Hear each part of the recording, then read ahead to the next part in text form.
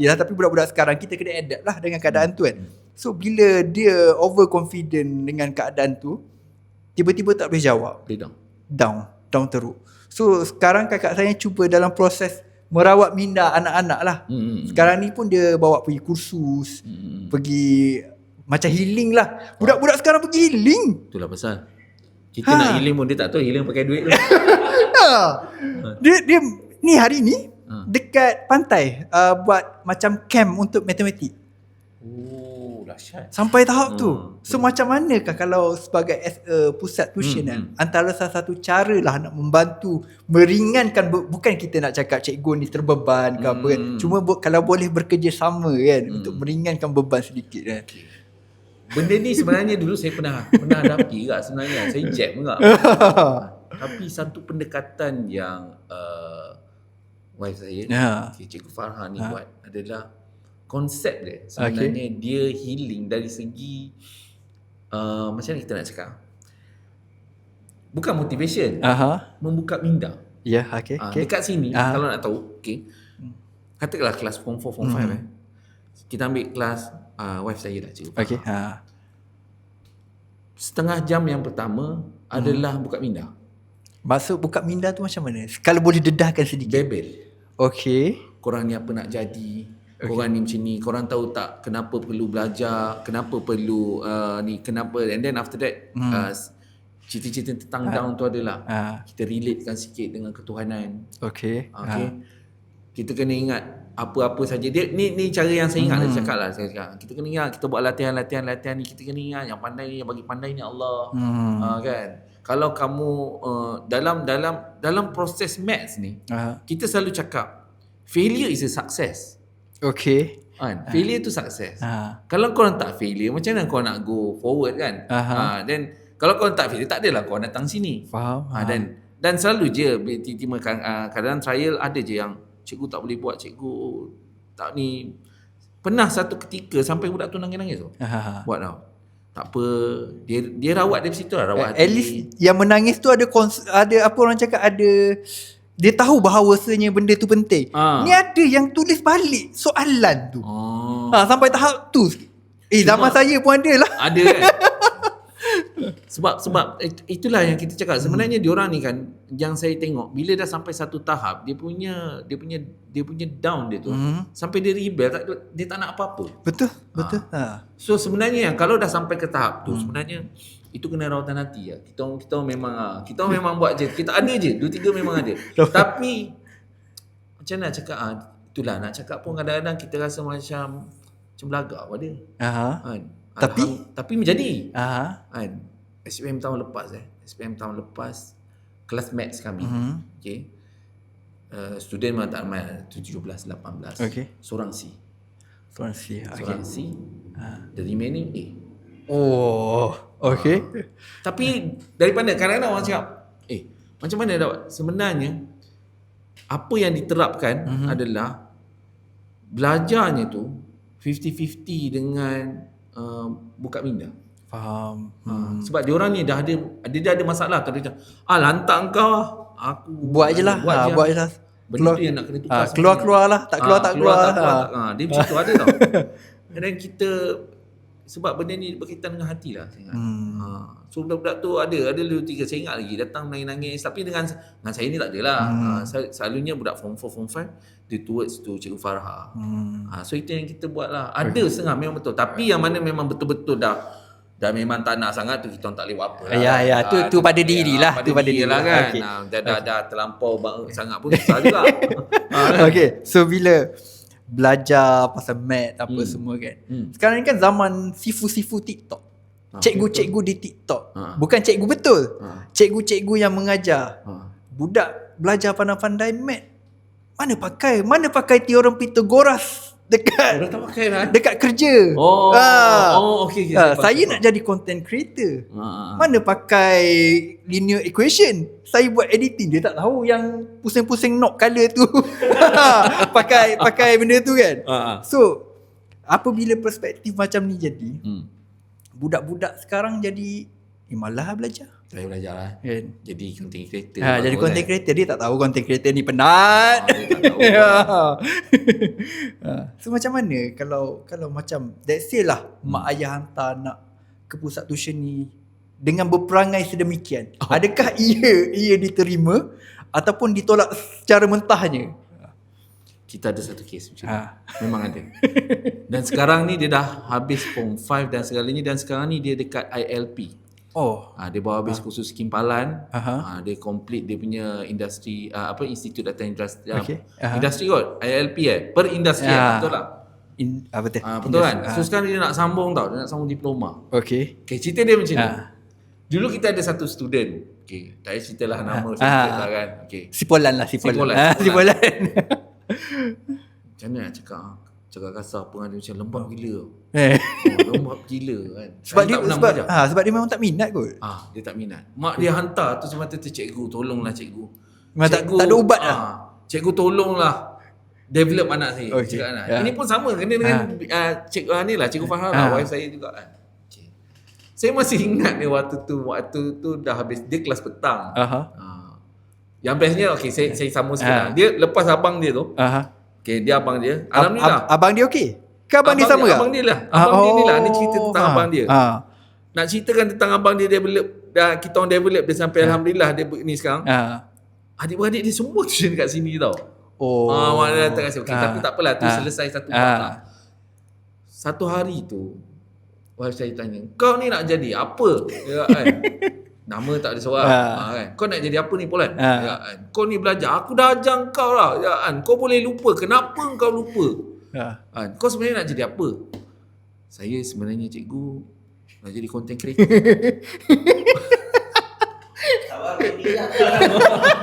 Saya nak jadi content creator. Content creator? Content creator. Kau ingat senang ke nak jadi content creator? Jadi kita kena ada kamera, kita kena ada benda-benda syuting tu lah, tripod sebagainya, dah boleh jadi. Dia rasa semudah itulah. Semudah itulah ceritanya. Wife saya macam, boleh. Sekarang berapa follower kau? Follower belum lagi. Follower kita boleh build cikgu. Dia buat macam tu depan mata. Dia cakap, kamu ingat kerja content creator senang? Kan? Matematik pun tak reti kira. Kan? Lepas tu waktu tu yang saya ingat, saya cakap, habis kau ingat kau nak setting aperture. Kau tahu aperture tu apa? Kan? Jam member. Saya tak tahu you. Kau ingat kerja content creator ni dengan semudahnya kau pegang phone kau cermin muka kau dulu. Siapa kata macam tu? Ya, tapi kalau kita tak beri orang cakap kejujuran kepada si Polan tu, dia tak sedar. Sekarang kalau kau nak jadi content creator, kau settlekan masalah ni dulu. Masalah matematik mu tak boleh nak settle, apa lagi masalah kat atas content creator tu. Ya kan? So, tapi dia ni macam baguslah dia follow kan. Ada kesedaran. So daripada situ itulah diorang sebenarnya bila tanya saya nak jadi content creator kan, saya bukanlah nak kata apa, nak jadi content creator pun kena berilmu juga. Betul. Kan dia bukan senang. Kalau setakat nak joget-joget, dia kalau kita, sebab kita nak tengok content creator as a career, kita nak sustain tu macam mana? Takkanlah satu malam famous, one night fame orang cakap kan. Joget-joget, bogey-bogey, sejuta view kan. Sampai bila? Tak hari-hari tengok orang bosan. Dia sebenarnya nak kelestarian tu kan, sustainable lah. So benda tu. So saya rasa itulah dia perlukan plan. Betul. Kan? It's not talking about suka-suka. Ramai je yang macam kadang saya pun pelik lah dia orang ni kan. Makan pun boleh lah. Saya tak faham kenapa. Lepas tu buat ASMR. Bunyi-bunyi kan. Tak kadang-kadang letak je. Saya cakap, apa benda hai teman saya makan apa tu kan. Kan selalunya yang muda kan. Saya macam apa motif you all ni sebenarnya kan. Tu yang saya rasa macam sebenarnya nak jadi content itulah, nak kena educate lah. Macam kalau betul-betulnya sustain, siapa Khairul Amin? Tengok macam mana dia punya background. Yes. Sampai ke US. Boss James. Boss James. US. Boss James kapal tu. Saya ingat saya beli motor Space Dollar. Space Dollar. Adik Syed Saddiq. Adik abang Syed Saddiq. US gak. Dia cakap siap ada keluar lagi podcast dia habiskan duit marah. Berfoya-foya kan. Kan? Sebenarnya itulah. Kena ada ilmu lah. Ya, kena ada ilmu. And then, yalah kita tahu teenager ni dia hidup dengan ikut suasana. Betul. Dengan keadaan FOMO dia. FOMO. Sekarang FOMO kan. Takut-takutnya juga semua benda nak buat. Terpaksa ikut trend. Bukan terpaksa. Dia nak buat that trend untuk that kind of aku tak ketinggalan. Tapi benda-benda macam tu memang kita orang selalu terapkan dekat student-student. And then after that, nowadays tengoklah student macam mana, betul tak? Faham. Sampai kes murder semua. Ni kita nak masuk ni. Apabila ada ramai student kes bully kan, macam mana, adakah kat sini ada menerapkan, orang cakap apa yang nak cakap, bukan amaran, prevention untuk kes-kes bullying, kesedaran. Kita punya pendekatan adalah cakap secara besar je. Ada je sebenarnya kan. Kadang-kadang macam saya pernah ada kes bully? Kalau dekat sini tak ada. Sini tak ada. Sini sebab budak kecil kan. Bukan budak kecil, kawasan dia kecil. Saya kenal semua parents. Population dia tak besar. Population tak besar. Okay. Saya kenal parents. Bila saya kenal parents, saya cakap dia goyang lah. Dia goyang. Kau jangan sampai aku tangkap gambar aku bagi kat parents kau. Kan? Okay. So kat sini tak ada. Tapi kita bagi kesedaran sebenarnya. Kesedaran yang paling penting lah. Saya rasa saya selalu bagi, yalah, bully ni satu benda yang berat lah. Terlampau berat. Berat. Bully. And then after that, yang selalu yang saya risaukan adalah student perempuan. Okay. Saya selalu bagi nasihat dekat dia orang. Jaga you punya pergaulan. Kan, sebab kita takut kan. Ya, betul. And then after that, yang lelaki pun sama. Benda-benda macam tu lah selalunya. Bully ada, kita bagi awareness juga. Tapi kekuatan kita, bukan kekuatan. Saya punya pendekatan kat sini, bully ni dia kurang sikit. Saya lebih kepada budak perempuan ni. Kan, risau dia. Faham. So bila kan sekarang isu menggunakan rotan kan dah tak boleh. Dulu kita kena sebat relax je. Sekarang tak boleh. So adakah disebabkan, ni kita bukan nak disclaimer siap-siap kita bukan nak ajar KPM ke apa, tak bukan. Cumanya adakah disebabkan tidak menggunakan rotan tu, budak-budak dalam bahasa kasarnya menjadi semakin bebal, melawan, dia dah tak takut. Sebab macam bro cakap tadi, kuasa gambar lagi mahal ya, betul. Daripada rotan tu. Dia, yelah, kalau tanya kita kan, back to years kita punya, kita ni rotan ni benda yang very synonym. Mainan. Semua orang ada kenangan rotan, betul tak? Tapi bila talking about sekarang, saya punya point of view lah kan. Rotan ni satu benda yang emas lah sebenarnya. Sebenarnya dia macam ni tau. Kita ada banyak jenis punishment yang perlu dibuat, yang boleh dibuat lah, bukan perlu dibuat lah. It's not about the rotan je. Okay. Kadang-kadang involvement rotan ni kadang-kadang, yelah, ibu ayah macam kan. Saya tak faham kadang-kadang. Saya cakap point of view. Saya datang daripada, saya dan generasi saya datang daripada generasi yang merasa rotan. Ya. Sama. Kita merasa rotan.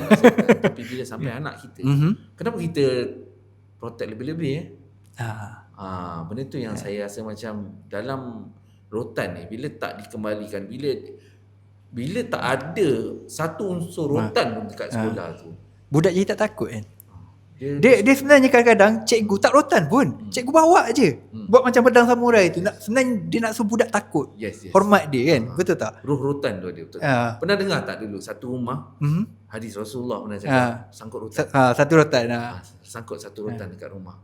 So benda ni sebenarnya dia tak ada, dia benda that kind of benda lah. Dia mengingatkan lah dia sebenarnya. mengingatkan. Dia tak ada satu figura dulu cikgu disiplin yang kita takut. So apa yang terjadi lah, budak-budak tak ada, kurang adab dia. Dia jadi something lah. Kan? Tak budak yang sebab saya perasan sekarang, saya ada anak buah. So kita tengok cara, sebab kita pun kena faham lah, kena adapt lah dengan cara perbualan budak-budak sekarang. Betul. Sebab diorang main game pun boleh maki-maki. Betul. So bila kita sebagai pakcik lah, bila borak dengan dia, bukanlah dia maki-maki, cuma kita dengar, budak ni kalau zaman aku dulu ni kena pelempang ni. Ya. Tapi dia tak ada macam kesedaran tu tak ada. Tapi tak boleh salahkan budak tu, sebab persekitaran dia memang macam tu. Ya, betul. So macam mana macam ibu bapa pula meletakkan sekolah sebagai tempat macam panti asuhan dah. Lepas tu lepas sekolah pergi pula tolak dekat tuition.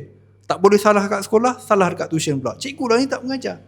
Macam manakah isu ni? Saya kan dekat sini kan, itulah kadang-kadang kita orang kan kat sini bila mana-mana ibu bapa yang datang mendaftar, kita selalu cakap dekat tuition ni saya tak ada impian bulan bintang. We must realize yang apa-apa pun tuition, tempat belajar, kalau nak improvement memang kena buat latihan dekat rumah. Dan isu kalau kata nak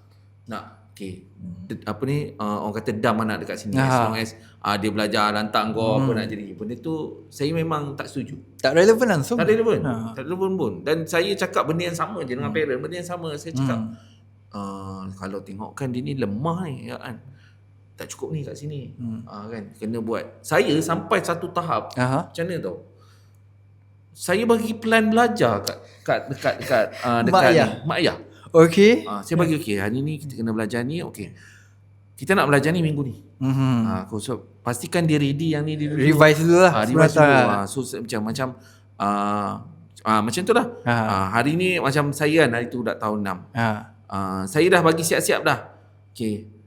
Date ni buat latihan ni. Date ni buat latihan ni. Follow je saya apa yang buat. Ada sampai ke tahap macam tu lah. Sebab saya nak pastikan dia sebab kita nak tahu, sebab saya nak pastikan dia indirectly tahu it's not about dam anak ni dekat pusat tuition ni. You kena buat.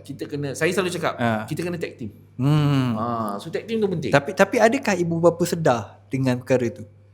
Dia orang sedar. Kalau tanya kat saya ni, saya sedar sebab saya ni jenis dengan mak ayah ni saya straightforward je. Faham. Dan saya pun bila kita dah bagi plan kan, dan anak tak improve, saya akan tanya je, plan ni follow ke tak?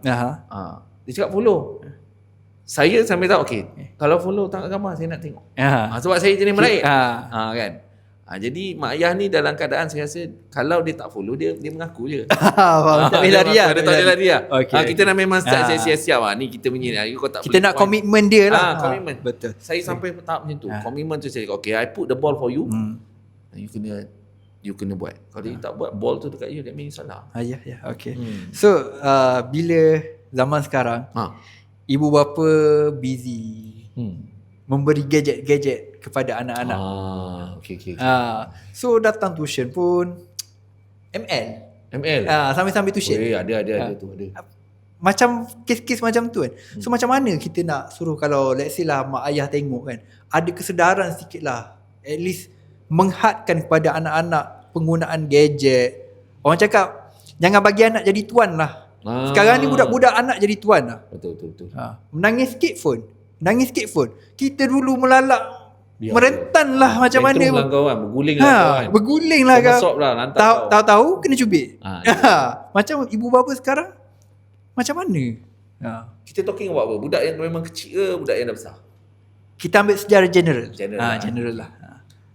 Kadang-kadang benda ni subjektif juga mak ayah yang yang anak 2-3 tahun ni kena nangis, kita bagi phone kadang-kadang benda tu kadang-kadang satu keperluan juga, kadang bagi juga, tapi at the same time ada juga yang jenis tak nak bagi phone langsung, memang biar block habis kan. Payah juga. Nanti datang rumah orang perak. Kan? Betul. Jadi kalau tanya saya saya setuju je sebenarnya benda ni berpada-pada lah sebenarnya. And then after that kita not talking about budak kecil ni, budak besar pula. Budak besar. Tak saya cakap yang ni lah. Banyak je student yang saya tanya, malam kau buat apa? Malam kita ML je kot. Betul lah. Budak-budak sekarang. Budak-budak sekarang kan.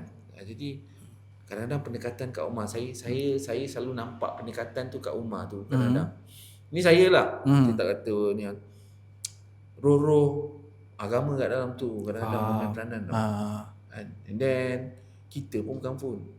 Malam pun swipe kan. Nak tidur pun scroll TikTok scroll TikTok lagi. So benda-benda macam tu sebenarnya dia mempengaruhi. Susah nak buat sebenarnya kan. Tapi anak-anak pula tengok kita buat. Kita lah yang kena jadi ni. Role model lah. Kita lah kena teladan dulu. Nak suruh orang lain buat. Kita jadi dulu lah. Kita kena buat dulu. Faham. So itulah satu benda yang kita kena counter. Nampak macam susah. Bukan nampak susah. Nampak susah. Memang susah. Nampak senang. Nak buat tu susah. Buat tu susah. Okay. So bila anak-anak mula didedahkan dengan main PUBG, game-game gore lah, tembak keluar darah, GTA semua. GTA. GTA langgar orang semua. So beberapa minggu yang lepas lah kita dikejutkan dengan insiden student merodok. Yes. Merodok seorang student yang lain. So kita keras lah orang cakap isu ni. Betul. Apabila saya baca komen-komen, oi jaga kat sekolah tu buat apa? Cikgu buat apa? Semua dekat cikgu, semua dekat jaga. Tapi saya tertanya-tanya, mak ayah, apakah fungsi mak ayah yang sampai jadi macam tu? Adakah ibu bapa generasi sekarang ni memang biar je nak. Itulah bila saya tengok first kali saya dapat benda tu, saya tengok saya macam terkejut juga. Dia bukan benda yang jenis main sikit-sikit punya tau. Kan? Dia panjat siap kan. Saya tengok footage dia, memang benda ni plan. Dengan glove, pisau yang dia pegang, boleh relax minum air. Betul-betul. Ada. Footage tu. Pisau rainbow. Kerambit ada. Betul. Dia beli online kan. Benda-benda tu kalau kita budak-budak dulu takut nak bawa. Paling kuat gunting. Paling kuat tu sharpener. Betul. Kalau tengok kan, sebab bila saya tengok saya rasa macam dia ni psycho pada kan. Dia sebenarnya pada saya sebab bila dia dah terlampau expose dengan benda-benda macam tu, dia dah tahu tactical plan, dia nak try realisekan benda ni dekat dunia nyata. Dia mengingatkan saya pada CI lah. Crime investigation. Kadang-kadang benda tu, and then after that sekarang macam Netflix kan. Cerita-cerita macam tu kan. Cerita-cerita macam tu dia tengok, dia pun terinspirasi. Betul. Dharma tahu cerita Dharma kan. Cerita macam mana dia bunuh. Kan? Jadi saya rasa dia sebab daripada itulah mak exposure lah. Exposure tu lah. Dia mendatangkan keinginan. Naluri membunuh. Naluri pembunuh tu saya rasa sebab yelah pernah lah kita tengok dalam CI semua kan, naluri membunuh ni macam ketagihan sebenarnya. Betul dia addiction. Dia addiction tau. Dia nak dia sama macam darah. Betul. Yes. Macam buat surgery. Dia suka benda macam tu. So sebenarnya memang kena pantau lah benda-benda macam ni. Bahaya lah sebenarnya. Kadang benda ni macam pembunuh senyap. Dia tak tahu. Betul. Dia create karakter seorang tu yang kita rasa macam dia okey je kan. Dia tengok macam tante saya okey ke tante dalam psycho kan. Dah ada naluri serius kira kan. Psycho tiba-tiba tak keluar kita daripada ni. Tunggu kau pandai. Okey. Betul. Kadang-kadang itulah. Kadang-kadang orang yang kadang-kadang muka yang dah pecah, rumah semua yang tu okey baik je. Okey je. Dapat baik je kan. Yang senyap yang senyap tu sebenarnya bahaya. Itu kalpit sebenar dia. Tapi kalau bottom of the point dia itulah sebenarnya kontrol dari segi lah kita pun itu saya cakap. Sekarang ni macam dengan dunia expose tanpa sepadan ni memang gila-gila kan. Betul. The only thing yang kita pegang sekarang saya sebagai kita tenaga, orang yang tenaga pengajar dan kita pun sebagai umat Islam. Saya sangat percaya kepada perlunya roh agama tu dikembalikan. Terapan agama lah. Dapat balik. Rohani tu kena jaga. Faham. So macam antara apa yang boleh dikongsikan lah, terapan agama macam mana? Macam budak-budak basically tahu kena sembahyang 5 waktu, puasa, tapi macam nak orang cakap nak bukan mengimarahkan lagi. Dia punya saya suka term ni tau. Macam mana kita nak jinak dia. Okay, satu ni saya yang kita buat kita pun dah tahu. Saya tak tahu nilai moral untuk agama lain saya tak tahu lah. Ni kita specifically untuk agama kita lah. Sebab kita ada kepercayaan dan semuanya. Salah satu benda sebenarnya dulu kita orang buat tau dekat sini. Tapi bila dah ada campur tu dia macam susah sikit lah. Okay, faham. Bacaan hadis. Baca hadis di rumah. Arba'in Nawawi. Fadil Amal. Okay. Fadil Amal. Kita baca sabda Nabi. Fadil Amal tu. Dan kita hidupkan Al-Quran. Fadail Amal kan? Fadil Amal. Kita kelebihan amal lah. Mentakab hadis. Lepas tu fadilat sedekah. Okay. Sebenarnya kita kena baca tau benda ni. Dia sebenarnya dia datangkan roh dekat rumah. Sambil reminder lah. Dia sebenarnya tak reminder pun sebenarnya. Dia tak reminder. suddenly, bukan suddenly, dia akan growing up, dia akan ni sikit-sikit budak tu dia akan jadi tim tau. Okay. Dia akan jadi macam Ruh Islam lah masuk. Kan? tak nak tengok TV, kurang nak tengok TV. Okay. Dia jadi macam tu. Dan dulu kita buat juga dan kita cuba implement kan. Kadang-kadang kita macam sekarang. Sekarang ni kita suka cerita sejarah Islam. Okay. Why we need to be pandai. Kan? Kenapa kita kena pandai dengan keadaan dunia sekarang. Kita relate on that thing. So sebenarnya benda-benda macam tu tau yang akan menjinakkan budak. Okay. So saya suka Pak Nit menggunakan agama untuk menjinakkan, bukan melembutkan hati lah. So kadang-kadang orang kita ni menggunakan agama untuk menutup kemalasan. Ini semua takdir. Qada. So kadang-kadang mak ayah dia suka melepaskanlah tanggungjawab tu. So kadang-kadang macam cikgu-cikgu kat sini lah kan. Kadang-kadang datang yang mak ayah macam mana korang buatlah macam mana pun. Janjian aku naik. Naik ke apa ke dia tak kisah. Dia buat macam dikir. Macam saya cakap tadi, macam panti asuhan. So macam mana? Adakah cikgu akan blok terus ke macam blok masuk macam mana tu? Blok masuk maksudnya tidak menerima lah. Tak terima bila dah ada mindset macam tu kan, kita pun dah tak boleh co-op, tak boleh tag team ni. Adakah saya tak boleh, saya menolak lah. Ke cuba juga untuk itu yang kelebihan yang kadang-kadang saya tengok yang ada pada Cikgu Farah sebenarnya kan. Dia buat-buat macam ni dia suka. Makin susah budak tu makin dia nak. Okay. Saya pula jenis tak tahan. Kita orang lelaki. Kita orang lelaki. Saya cerita ada satu budak Cina, Chinese student kat sini. Okay. Kita tahu dia ada masalah dengan mak dia. Dan mak dia dam dia kat sini tau. You tolong buat apa yang anak saya boleh semua. Kita macam macam mana ni? Tak apalah. Saya tanya Cikgu Farah macam mana? Tak apa, kita ambil dia.